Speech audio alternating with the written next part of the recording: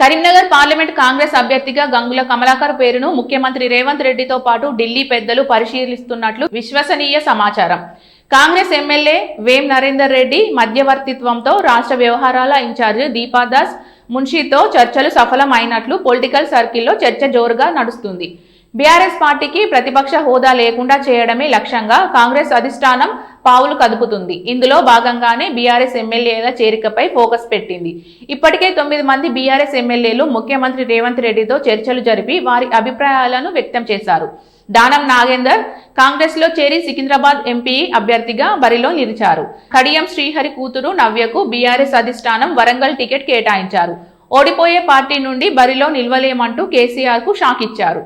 తాజాగా కడియం శ్రీహరి కూతురు నవ్య కాంగ్రెస్ పార్టీలో చేరారు. వరంగల్ పార్లమెంట్ స్థానం నుండి కడియం శ్రీహరి కూతురు నవ్య బరిలో నిలిచారు. ఇది ఇలా ఉండగా కరీంనగర్ ఎంపీ టికెట్ గెలవడమే లక్ష్యంగా కాంగ్రెస్ రాష్ట్ర నాయకత్వం దృష్టి సారించింది. 4 సార్లు వరుసగా ఎమ్మెల్యేగా గెలిచిన గంగుల కమలాకర్ ను కాంగ్రెస్ పార్టీలో చేర్చుకొని ఎంపీ అభ్యర్థిగా బరిలో నిలపాలని డిసైడ్ అయినట్లు తెలుస్తుంది. గంగుల కమలాకర్ పేరు పరిశీలనలో ఉండడం కూడా కరీంనగర్ ఎంపీ టికెట్ ప్రకటన జాప్యం కావడానికి కారణంగా తెలుస్తుంది. ఇప్పటి వరకు అలిగిరెడ్డి ప్రవీణ్ రెడ్డి, వెలిచాల రాజేందర్ రావుల మధ్య దోబూచులాట టికెట్ గంగుల పేరు ప్రస్తావనకు రావడంతో ఒక్కసారిగా కరీంనగర్ రాజకీయాలు వేడెక్కాయి. అటు కాంగ్రెస్ శ్రేణులు ఇటు బీఆర్ఎస్ శ్రేణులు షాక్కు గురవుతున్నారు.